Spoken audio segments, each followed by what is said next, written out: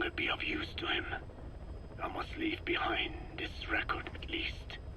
A record of how the ancient vocal cord parasites became these abominable ethnic cleansing parasites. I believe he has two purposes for the ethnic cleansing parasites. The first, as their name suggests, is ethnic cleansing. This conflict between East and West that envelops the world will not last much longer. Once the Cold War ends, and the weight of America and the Soviet Union is lifted away, the ethnic conflicts they kept suppressed will all rise to the surface. It is not difficult to imagine that the radical sides will begin cleansing their adversaries. But what if an ethnic cleansing parasite matching the language of the aggressors were to be unleashed? The aggressors would be washed off the earth. At the very least, the idea that retaliation could eradicate your people would prove a powerful deterrent. The second purpose is the Englishization of the world. To cipher the organization, this is probably their main use. Man thinks in words, or rather, words are man's very means of thinking. If you erase a word representing some concept, the concept itself disappears from the world. Nishone means beautiful in Navajo, but the image that comes to mind when we say Nishone differs from the Blagana's beautiful. An azure sky, a rolling landscape, lush greenery. The meaning we place in Nishone has its roots in Diné culture. If we lose the word Nishone, the images of our beautiful homeland would be washed away into oblivion along with it, just as Orwell indicated years ago. Cipher, being based in America, is pushing Englishization for this very reason. Suppose all 5 billion people on this planet come to read, speak, and think in English. Their wills could also be streamlined under English. Cipher's control would be all the easier. Economic governance would progress in leaps and bounds. The ethnic cleansing parasites would be a great aid in accomplishing this goal. There is no need to destroy every language besides English. All they need to do is weaken other dominant languages competing with it. Russian, Chinese, Arabic. If people know they risk their lives speaking such languages, they will flock to the lingua franca that is English. Cipher need not even focus attention on smaller languages. After all, they are already being eaten away by English. Business, education, film, commodities. English has permeated every area of global society. I can see this when I look at young Diné. Some of them have already lost their grasp of the Navajo language. It is said that over 2,000 languages of the world are facing extinction. This very moment, cultural concepts and forms of expression are disappearing forever. The spread of electronic networks gives greater meaning to Englishization. Networks have no national borders. By basing them on a single language, they can penetrate deeper into and between people. That basic point of unity provides the ideal environment for someone who aims to control people's wills. But how does this differ from building the Tower of Babel? The ethnic cleansing parasites attempt to rob man of his words. Such irony. It was the vocal cord parasites that gave words to him in the first place. Ancient man had no language. Unable to produce complex sounds due to the structure of the throat, he could communicate only through simple vocalizations and gestures. Then the vocal cord parasites infected his larynx. Man's transition to walking upright did not gift him solely with intelligence, but also with his voice. At the time, the vocal cord parasites never harmed man. They merely took a small measure of nourishment. In fact, you could call it a symbiotic relationship. Some animal species use particular vocalization patterns to attract a female and reproduce. Songbirds, certain insects, and also the vocal cord parasites. The difference is that the parasites themselves did not produce sounds. Rather, they had their hosts, man, do it for them. Once secure on the human host vocal cords, a male vocal cord parasite caused the host to produce a certain sound pattern, something like a warble of a bird. Meanwhile, females parasitizing other host pharynxes need only wait. Upon hearing the sound pattern of an attractive mate, they would manipulate their hosts into making contact with the person it came from. The female traveled through his host's saliva to the other host's vocal cords, where the male was waiting and the pair copulated. We can only imagine how the female manipulated his host, but it was probably through smell. Smells traveled directly to the limbic system via the olfactory cilia in the nasal cavity. Volatile compounds released by the female would stimulate the limbic system, which controls instincts, making the host feel amorous. This kind of sexual selection naturally led to competition between the male parasites. Males that had their hosts produce sounds perceived by females as more attractive succeeded in copulating and producing offspring. Evolutionary traits caused by sexual selection are curious.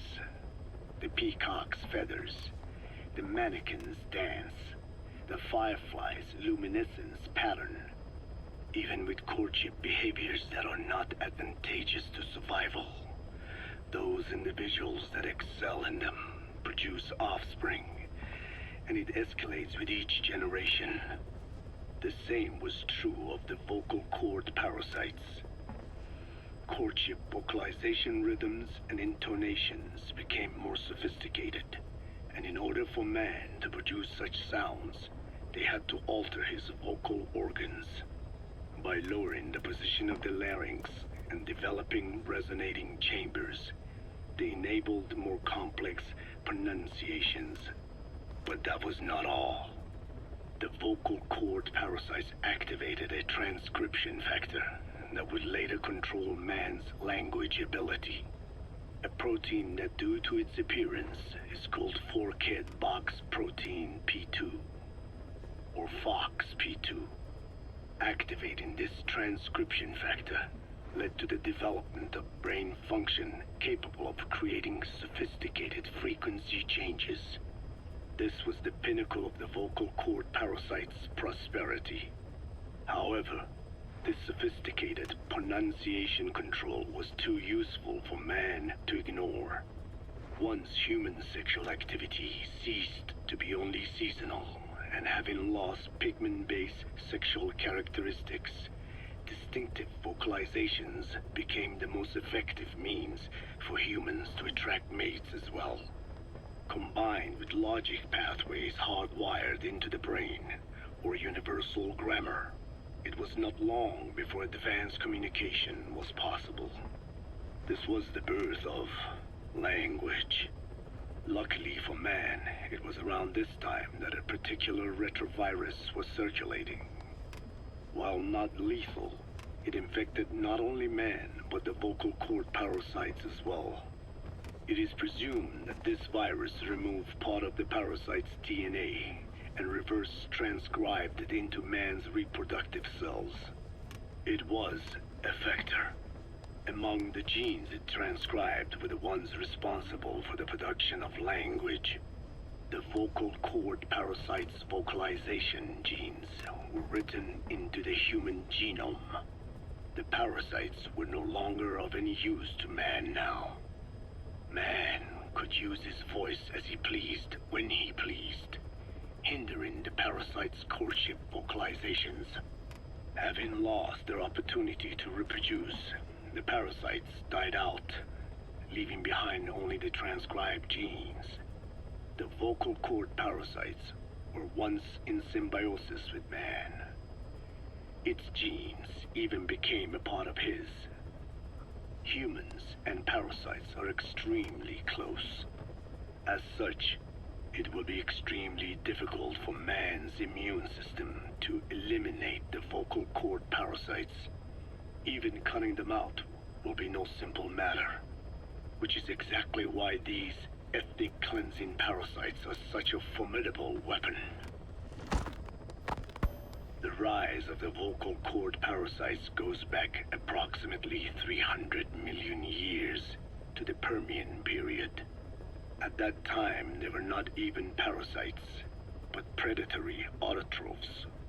They are believed to have been the common ancestor to the Pentastemida and the Cyclops genus of copepods. However, Earth's environment underwent a violent change at the end of the Permian period. The cause is unclear, but evidence suggests that over 90% of the Earth's organisms at that time died out. The most pronounced threat to the protoparasites was the severe reduction in oxygen concentration. The result was cladogenesis, a splitting that gave birth to a new strain that could parasitize other organisms' respiratory apparatus. This survival tactic helped lower their oxygen consumption, and inhabiting the throat kept them securely in contact with inhaled air. The best survivors were those that parasitized the reptiles that flourished at the time. Entering the Triassic period, the reptiles evolved into dinosaurs, and the protoparasites shared in their success. Dinosaurs developed respiratory organs called air sacs to adapt to the low oxygen environment. These in particular helped the protoparasites thrive. But another trial awaited them. The end of the Triassic period saw another drastic change in the Earth's environment. For most parasites, the male and female take the same host. Many are, in fact, hermaphrodites. Originally, the vocal cord parasites were as well. But for any strain to ride out a severe environmental change, it must secure a steady pool of genetic diversity. Another split. Now the newest strain procreated with mates found in other hosts. And in order to increase its encounters with those mates, the new strain utilized the voice of its host. They came to inhabit the host's vocal cords. This truly was the birth of the vocal cord parasite. The parasites developed the host's pharynx to form resonating chambers and used them to produce sophisticated mating calls. The relatively upright posture of the dinosaurs was important in this, because the crooked L-shaped pharynx was more suited to the development of resonating chambers. These developments ushered in a time of great prosperity for the parasites. But for the third time, the parasites had a major hurdle to overcome. The meteorite impact at the end of the Cretaceous period, which spelled the end of the dinosaurs. With their hosts extinct, the vocal cord parasites had no option but to find a new habitat. Birds. As genetic successors to the dinosaurs, with functioning air sac apparatus already in place, birds were the perfect choice. But the parasites could not survive in birds that flew at high altitudes with thinner air. So they parasitized ground-dwelling birds and altered their respiratory system for the sake of reproduction. They gave the birds the means to produce sophisticated sounds. The syrinx responsible for chirping. This is the proof that points to activation of FOXP2 in songbirds as well as humans. The Cenozoic era began with a rise in oxygen concentration, which helped mammals to evolve and increase in size. The parasites then shifted to humans as a more effective host. Humans' bipedal upright walking meant that our throats could support larger resonating chambers. At first, vocal cord parasites entered humans using birds as their intermediate host. But eventually they changed to conducting their entire life cycle within human hosts. What happened next is as I have already described. People took the vocalizing prowess given them by the parasites and made it language. And once the parasites could no longer use it as their mating call, they died out. Or in other words, the parasites overcame all evolutionary hurdles except humanity. Skullface shared his opinion on this matter. He said the Ethnic Cleansers Project was sure to succeed. After all, the parasites had a grudge against us humans. To think we awoke them after such a long slumber, just so they could sate their thirst for vengeance. It is terrible, unforgivable, and yet, it is what I have done. I learned of the vocal cord parasite's existence in literature belonging to the Foundation. It was little more than a theory.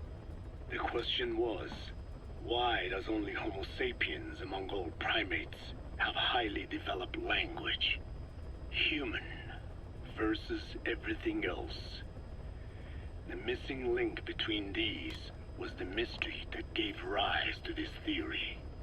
I was fascinated by the idea of their existence. In the Dene creation myth, the Neo Dene, who first inhabited the world, were insect-like creatures. I came to imagine that those insect-like creatures could be humans living in symbiosis with the vocal cord parasites. But I had not the faintest idea of how I could resurrect them. That is when Skullface came to me. What he offered me was not just assistance with my metallic archaea research. He told me the vocal cord parasites really existed. And not only did they exist, they had already been brought back to life in the modern age.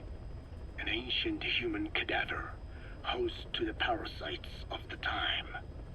Cypher excavated such a cadaver from a permafrost region and isolated the DNA coding of the vocal cord parasites. Naturally, they were long dead and could not be brought back, but there was an alternate vessel they could use. A relative species of the Pentastomida discovered in China. It had adapted to live in the nasal cavity of animal hosts, but its genetic sequence showed signs of common ancestry with the vocal cord parasites. Ontogenesis, the path of an organism to maturity, is like a roadmap of the phylogenetic evolution of the entire strain. Cypher used this to effect a reverse evolution of the modern parasite and resurrect the vocal cord parasites. They interposed a developmental mechanism to the ontogenetic stage analogous to when the relative species first appeared, the point at which it split from the vocal cord parasites, forcing its evolution down the other path, the vocal cord parasite path. The larvae is produced by the vocal cord parasites, reborn. I do not know in detail how Cypher accomplished this, but clearly they have access to high-level genetic technologies. Skullface said it was the work of a genius woman scientist, and that the relative species in question was first discovered by a group once called the Philosophers. I was tasked with modifying the resurrected parasites. He charged me with two demands. First, to add lethality to these organisms that had once lived in peace with man, by unleashing the larvae's latent desire to consume nutrients from the host's lung tissue, making them eat and eat until the lungs were destroyed.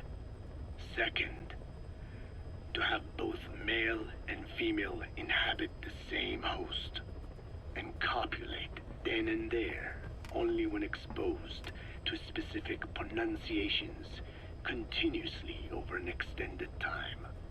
What he would do to the Dene if I failed. I had no choice. Originally, the ultimate objective of the ethnic cleansing parasite project was the identification of not only languages, but of actual cultures. Language is deeply connected to ethnicity, but many languages are employed by multiple ethnic groups, and confrontation between those ethnic groups is by no means rare. If the cleanser parasites were to be a deterrent against ethnic conflict, they had to distinguish between groups using means other than pure language. The original plan called for this to be achieved by differences in the transmission vector. Each ethnic group has different lifestyle customs and eating habits. For instance, parasites living in shallow water and taken in through the skin could be used to target rice farming groups, or parasites using cows as their intermediate host would be ineffective against cultures that abstain from eating beef. But that is a lofty goal indeed. The current parasites mainly rely on droplet transmission. It would take extensive time to alter the transmission route. I eventually learned that the Ethnic Cleansers project had been shut down. It was Skullface who put it back into operation.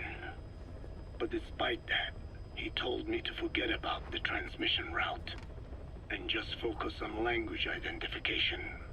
I do not know why. I understand that the Chinese philosophers who discovered the relative species of parasite originally planned to develop a phonogrammic Alexia parasite.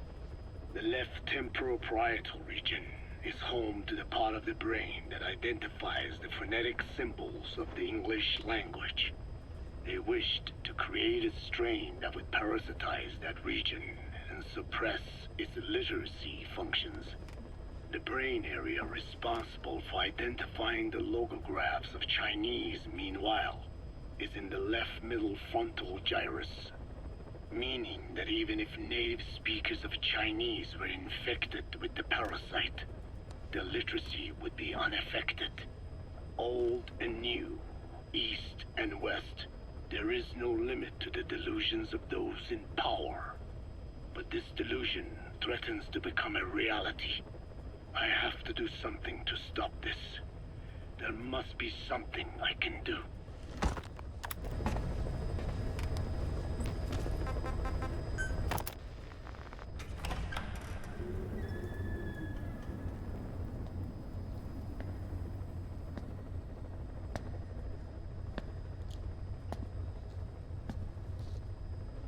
Ya'at-e.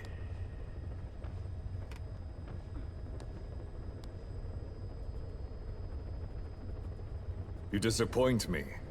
Have you forgotten my face? Leave me be. You won't respond to anyone else, so I figured it must be me you wanted to see. But now you won't even look at me. Have I not suffered enough? Not until you've eased my suffering first. To tell you the truth, old man, I'm in a bit of a bind. It's about your children. Hmm? You know what I mean? The parasites. The ones that infect a man's throat, killing him if he speaks their language. They must not be allowed to multiply. You are allowed to live only in order to help me. But you don't want to, do you? So why not choose death instead? Because you want to protect the Diné and their land from me. That's your purpose, isn't it? Don't lose sight of that now. It's in your interest to cooperate. Because if you don't, Madness. the parasites can't detect your people's tongue. So I'll just have to resort to more heavy-handed means. I have the greatest respect for your people. I would rather avoid such a thing, but we don't always get our way.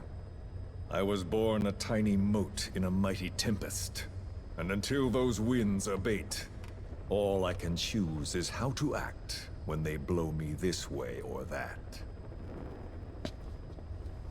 Tell me, Code Talker, what happens to a man infected with a pair of your parasites?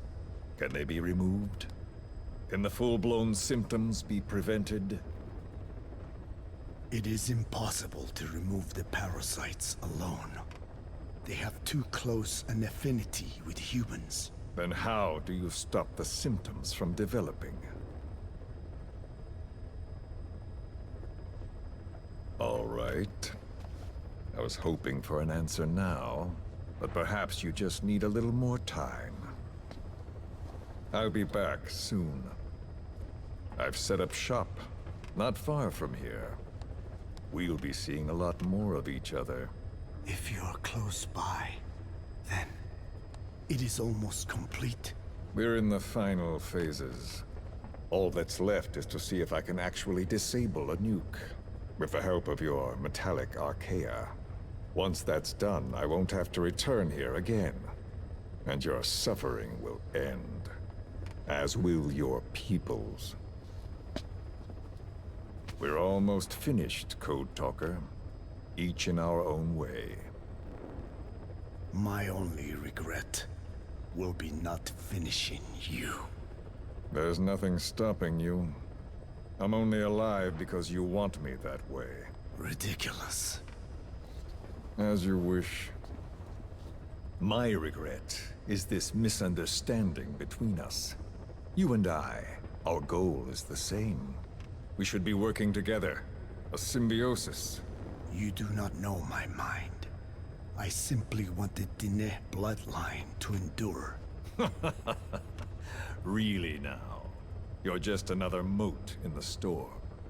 How you react to all the slings and arrows, that's what counts.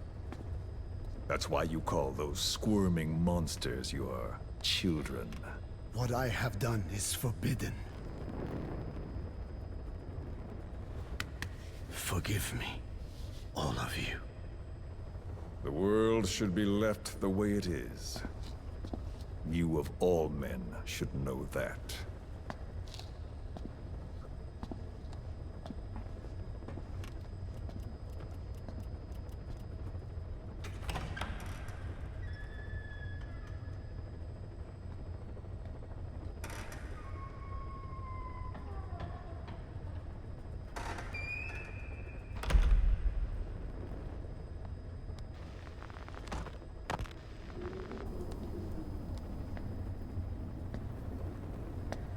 Forgive me, but my schedule has changed. The time for grace and good manners has now run out. Please. Torture will not work on me. Surely you know this. Oh, I have no intention of getting rough with you. You haven't been beaten. Your hands aren't even tied. Just like me, you live in symbiosis with countless parasites. What wounds I might inflict, they'll patch right up. You might feel considerable pain, but I've no doubt you can withstand it. Then what do you plan on doing? I have a soldier standing outside. Nothing special about him, except that he always obeys. I have given him one instruction. Whenever I ring this bell, he passes on a message for me. That message is simply, go. What is this? After that, though, it gets complicated. The message will arrive at a room. A little bigger than this one. Nothing special. Some of your people are in this room, surrounded by my men. Enough of this. They pick them at random. No regard for age, gender. In that, I suppose, they're different from you. Not as discriminating. They tied them up, one by one. Blindfolded them. We had to maintain order, you understand? You bastard. Go. When they hear that, my men will pick one of your people and infect them with a parasite. Your parasite. It won't work on my people. True. The vocal cord parasite doesn't respond to your language. But what about English? An English strain. It exists. A ring of this bell, and they infect one person. If that person abandons the Navajo language, the English strain will trigger symptoms. You monster. So, it's quite simple. Every time I ring the bell, another of your people is infected. Don't do this. I don't want to do this. I'd rather not have to ring the bell, which is why I'm hoping you will talk to me. What do you want? What else could you possibly want? You know the answer to that. How to prevent the symptoms caused by the parasite. You cannot control it like some slave. Forget the idea. Forget it. Unlikely. I will never tell you. What have you done? You made me do that. You black-hearted... Settle down. Don't use it again. Well, that is up to you. All you need to do is tell me what I want. How to prevent the vocal cord parasite's symptoms. Why? Why do you need to know? The adult soldiers at Bwala are all dead. What? The parasite traveled downstream. How? It would appear that he was involved. Another demon who woke up from 9 years of slumber. As a result, the vocal cord parasite spread through the village. I told you this would happen. It was an unfortunate accident. He is becoming an annoyance. He may stumble upon the truth sooner or later, but I suppose that is really of no consequence. One day, he too will pay for what he has done. Black Anna. The real demon is you. You know, this incident made me realize something. You are right. I should have acted with more humility. These creatures cannot be controlled. All the more reason I require a means to stop them. There is no such way. Oh, really? Wait! Don't ring it again. It is up to you. Out with it! I see now. There must be more to it than that. What? They are in you. You use this land to breed more of my children. And not just here. No. In pursuit of your ethnic cleansers. You sifted through many language strains. Finding hosts. Breeding more and more. You would have been infected in the process. Infected with countless strains. Most likely your mother tongues as well. Romania, Northern Transylvania. You found that one too. Yes, the Hungarian strain. That responds to the CK's dialect. Silence! Black Anna. It is you who shall pay.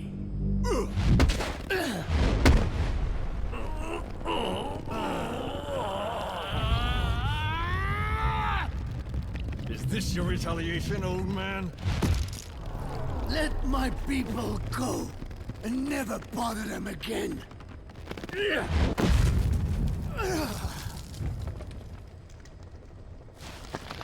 You heard me. What now? What? No! What are you doing? I am not afraid. I probably have every language strain inside of me. Meaning all the world's languages are already lost to me. But that suits me fine. If need be, I myself can produce whatever strain is needed. And that means nothing to you. If you are infected, you can never again speak your mother tongue. Otherwise, you will die. As will every one of your countrymen. A few words here and there won't trigger the symptoms. And besides, the time is not yet right to show this face in my homeland. Not until my revenge is complete. Now... Stop! We're out of time. I have to get going. Well... No!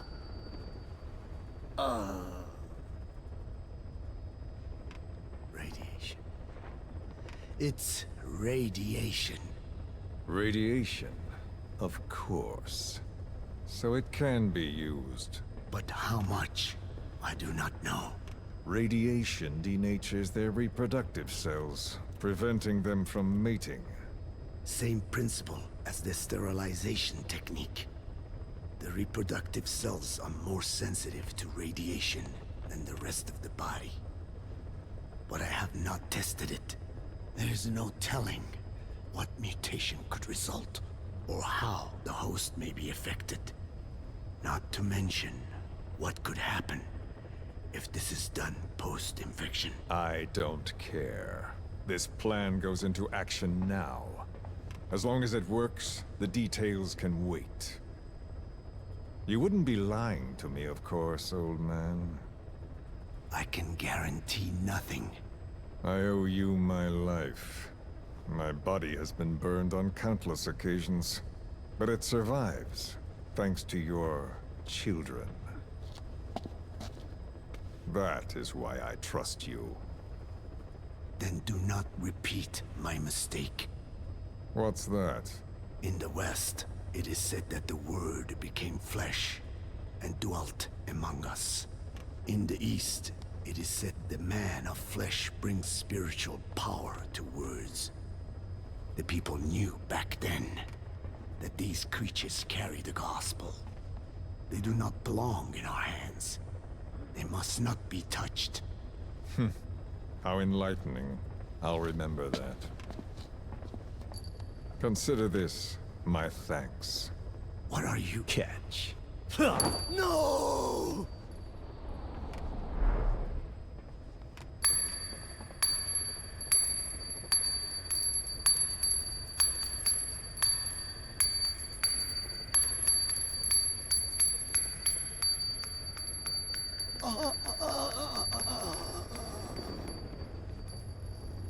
Well then, I'm afraid it really is goodbye this time, Code Talker.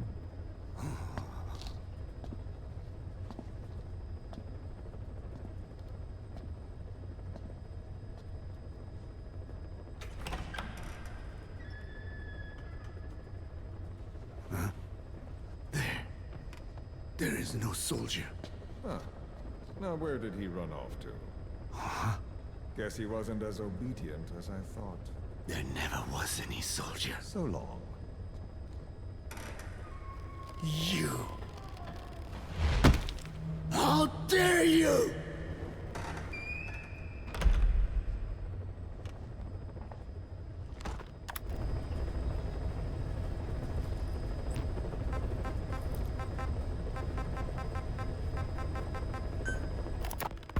Boss, we gave Ralph, that kid who died in the accident, a burial at sea.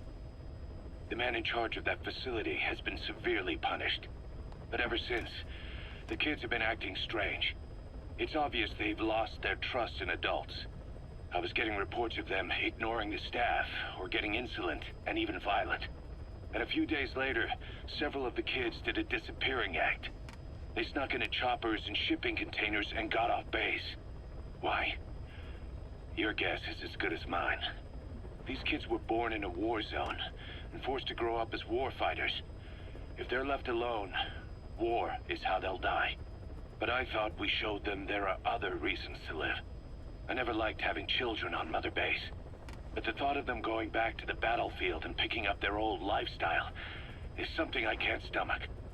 It makes me think of Chico, 9 years ago. We have to get those kids back. Hell, they know too much about our operation. I never expected even the kids to betray us. Snake, you remember the White Mamba?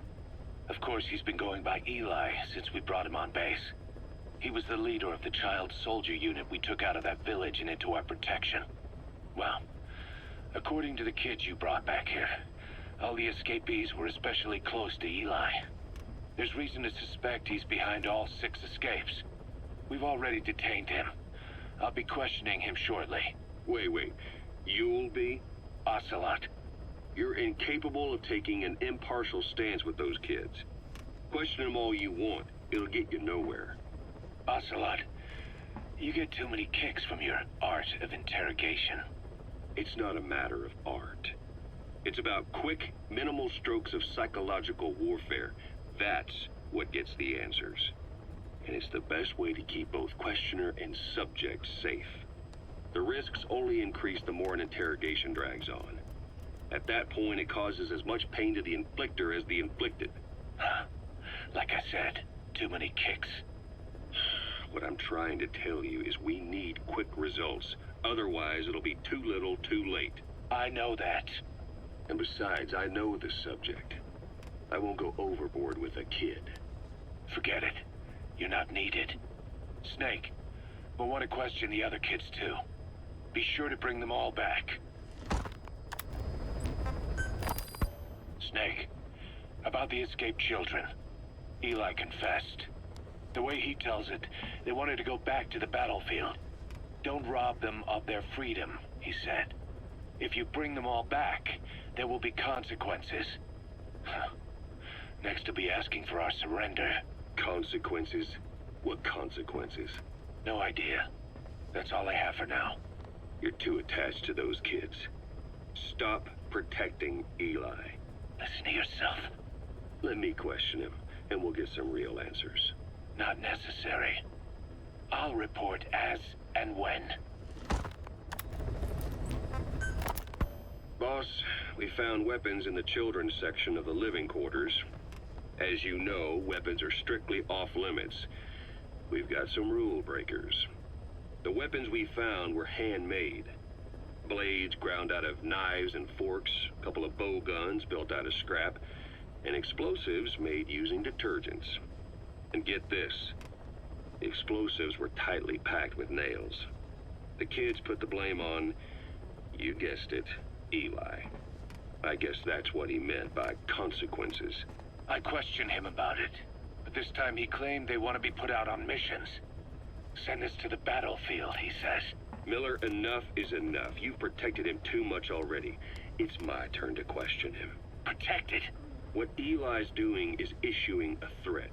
Comply with my demands or I'll respond with force. But it'll be war at this rate. Forks and soap aren't gonna kill us, but some of them will end up dead. Is that what you want? Now, I hate to say it, but they want to be on the battlefield. It's time you gave up this fantasy. Eli, he said they'd rise up against us if we bring the last kid back. There, you see? Ignore his demands. Don't let him return to quarters. That attitude is contagious. We'd lose control over them for good. For the time being, we've confiscated those handmade weapons. We're bumping up security and the number of psychiatric counselors. As for Eli... He needs some very special care. You mean solitary? Well, we can't leave him in contact with the other kids. If you won't do it, I will. Boss, keep working on extracting those kids. The kids you brought back to base have laid out the situation. They all escaped to each of their home villages, or were trying to get home, and lost their way. Not that homesickness is gonna explain everything we've seen. Each of their home villages. They were trying to raise troops for the rebellion. You really think these kids have an armed uprising in them? You read the report of the security team member who had a rock thrown at him. There'll be a riot if we don't do something. And Miller, this is because you didn't act fast enough. Fine. I'll admit you were right this time. Seal off the kids' quarters from outside contact before it's too late. All right. Eli said his rebellion would start when the last kid is brought back, right? You better be ready to meet him head on if it really happens. Yeah. You should have left it to me in the first place.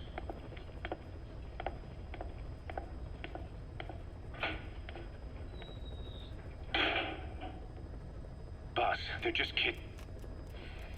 We have a responsibility to see that those kids make it. It's not about feeling protective or the pros and cons. I hate kids. That's exactly what I heard from the people who raised me. People who abandoned me, more like. That's the spark that kept me going, you know? I wanted to show those adults what I was made of. Wanted to get back at them one day. But before I knew it, I was all grown up. Never saw it coming. All of a sudden, people treated me as an adult. Some adult I turned out to be. But I feel like if my life had been different, if the adults I knew had been different, I could have grown up better. Yeah, that's it, all right. I wanted to use those kids to test that theory. That's all this was. From their point of view, I'm no different from the assholes who gave me a hard time. When this is all blown over, I'll talk it out with them. If that's still possible. Boss, there are still kids out there. Bring them back safe. Boss, it's me. Eli's revealed what he wants. He wants to speak with you. With Big Boss. He just said, bring my father here. Eli's too smart for his own good. No way to tell what he's thinking. All we know for sure is his men are important to him. That means we can use the escaped kids as leverage in any negotiation. Once you've brought the last one back, I'll interrogate him. If the kids do rise up, we'll meet them full force. End of story. I didn't want things to turn out like this. We could have prevented it, but it's too late now. If Eli means to take this all the way, he's gonna force us to do the same. Boss, go get that last kid.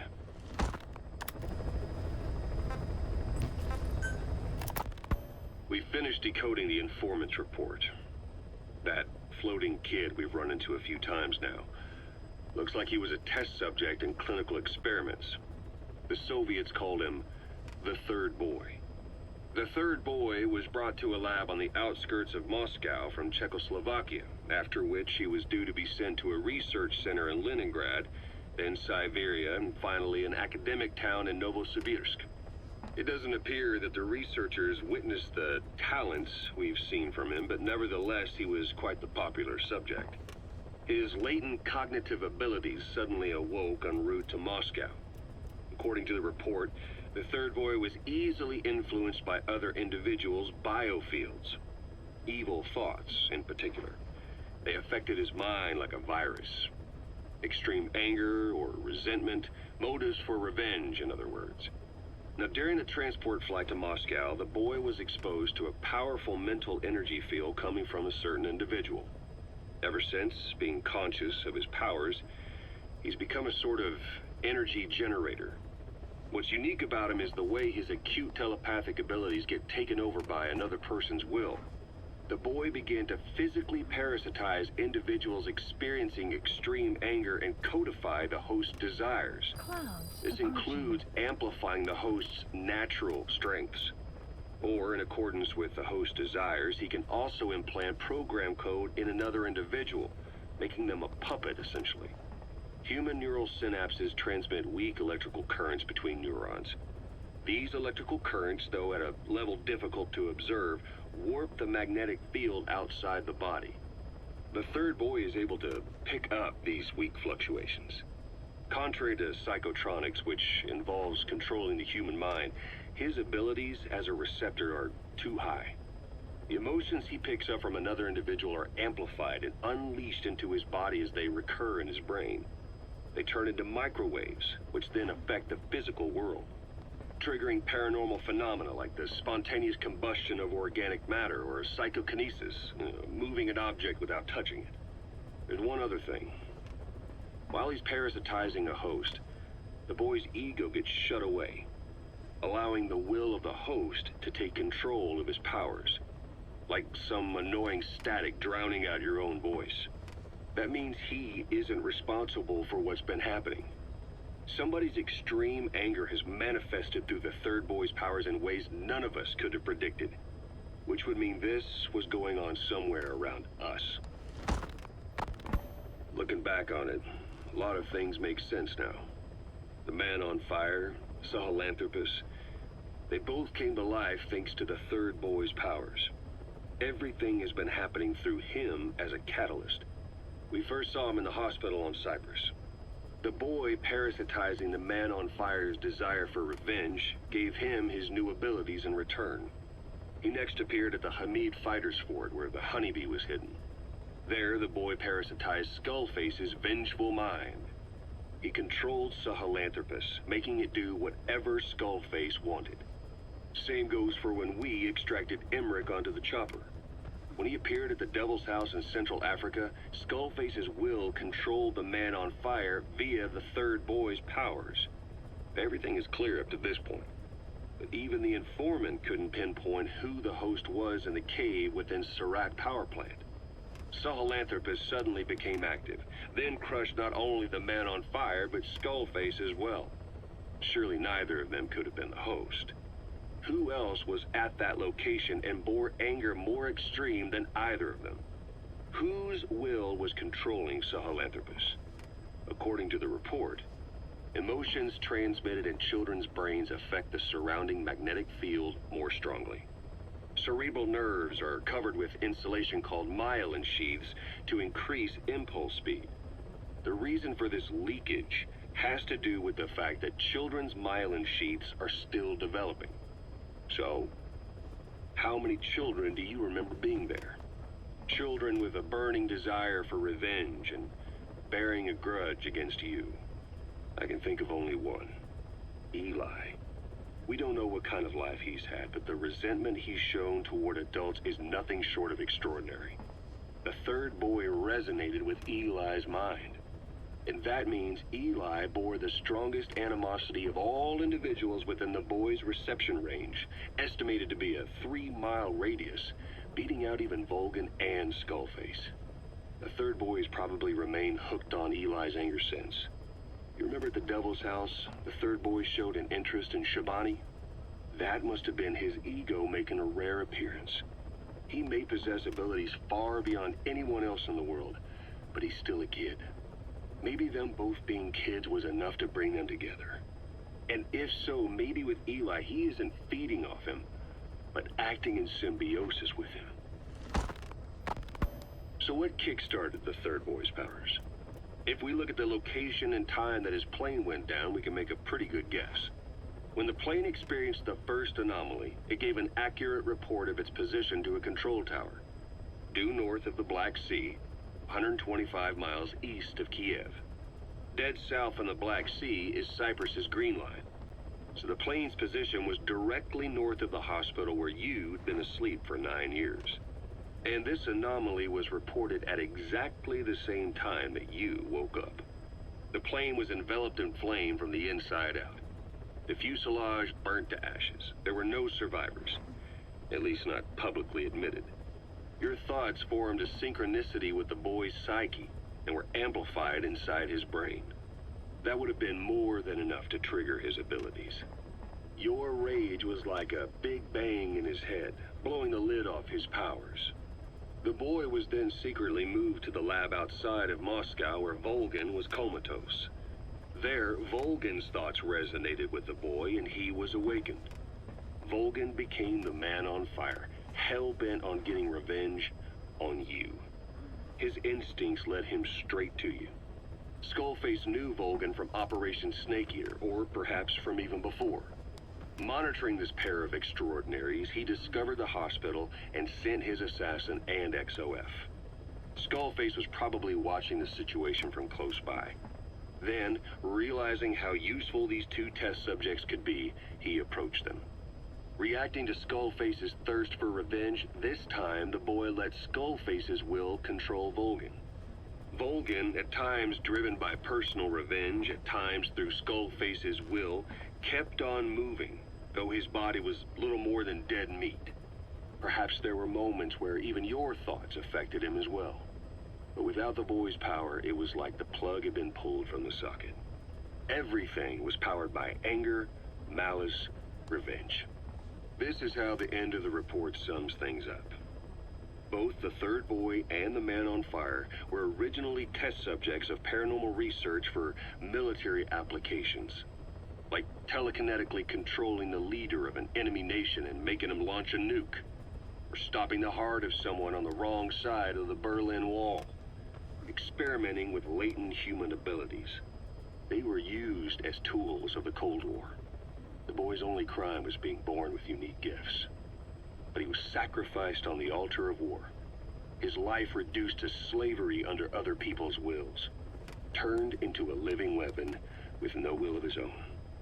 Eventually, the only emotion he could feel must have been the desire to get revenge for the hand he'd been dealt. Boss, it's you that awakened the boy's powers. But there's more to it than that.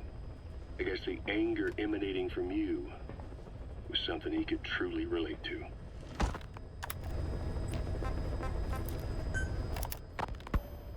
I hope you brought a better hamburger this time, Kazuhira. Right. Well, The last one was lacking in every way.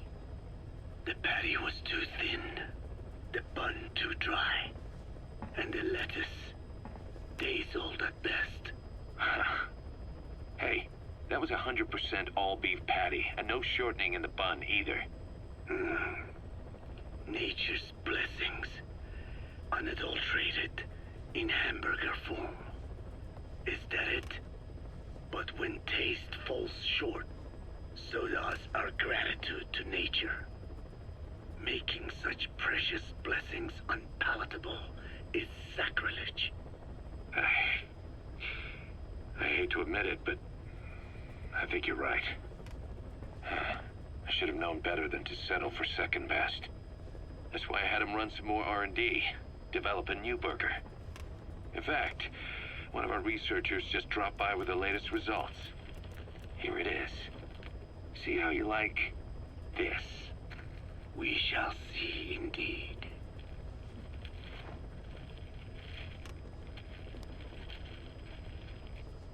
I thank you for this bounty, Mother Earth. So, what's the verdict? Not bad, And? but it does not hold a candle to what I ate back home. Everyone's a critic. Damn it. I was sure the Kobe beef, but maybe we didn't have enough. If we had any more, we're cutting into our profits. Profits? We'll be taking a loss on every unit. What are you talking about? Huh? Oh, anyway, I'll be back with another round of product. I will be waiting. Did you say product? Feeling hungry, old timer? Old timer. I do not get hungry, no. But you have a new hamburger? You guessed it. And this time we use lamb. Lamb. You're not a lamb kind of guy? A hamburger is made of beef. Who ever heard of a hamburger without beef? Yeah, but we gotta stay fresh, stand out from our competition. You're what? Just give it a try. If you say so.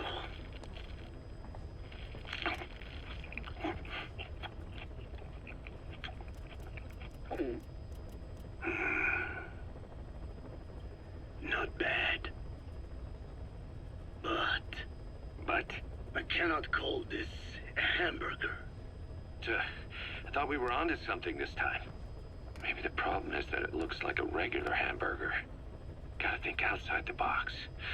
Too much baggage if they come in expecting just another burger. Let's see, cotton candy?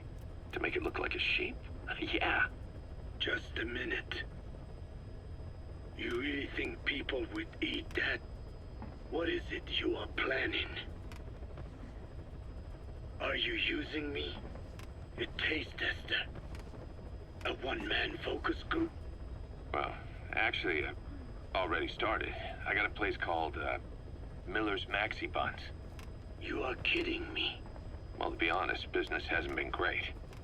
No one seems to like my, buns. The Ocelot said Diamond Dog's budget did not add up. But you don't mean to tell me. What? No. Our black budget's got it all covered. I'm not embezzling GMP or anything. Still, let's not say anything to Snake, okay? Very well. However, Kazuhira, it takes more than premium ingredients and a clever recipe to satisfy the palate. Okay. So what do we do? The palate seeks one thing: chemical additives. Chemical additives. There is nothing mysterious or spiritual about good flavor. The tongue simply identifies specific amino acids, which the brain then recognizes as appealing. Therefore, all that is needed is to chemically isolate those amino acids and incorporate them into your products. To be clear, I speak of flavor. The rest is irrelevant. That seems a little extreme. Do not forget that I am a scientist after all. And using science for the benefit of others is a joy. In seeking coexistence with nature's blessings, not everything can remain in its natural form. When we fall ill, we must be treated. Otherwise, that very nature could cost us our lives. Agriculture is one of nature's many blessings. But through that process, we damage the surrounding vegetation. Yeah. Whether it's a massive farm or a tiny field, we always leave our mark on the land. The same is true of parasites. And for food preparation. If tapeworms in the raw meat of another animal enter the human body, they roam around trying to find their usual habitat. Sometimes even eating away at the brain in their confusion. So in looking through a scientific point of view, you see the necessity for processing food. Yes, it is also sometimes necessary to eliminate certain parasites, or selectively use or even modify others. Alternatively, we could say that if a man is part of nature, the work he does is also part of it. What is important is the balance. Yeah, you're right. Thanks, old-timer. You really opened my eyes. I fooled myself into thinking people today wanted high-quality, all-natural goods. But my favorite burgers were never about that. What they want is something like the first burger I had in America when I went to meet my dad. A Frankenburger loaded with additives. That's the America I knew and loved. I'll be back in a jiffy, old-timer. My next burger's gonna knock your socks off. Kazuhira, wait. What is important is how we balance the... quick for a one-legged man. Frankenburger. What kind of a dive did your old man take you to?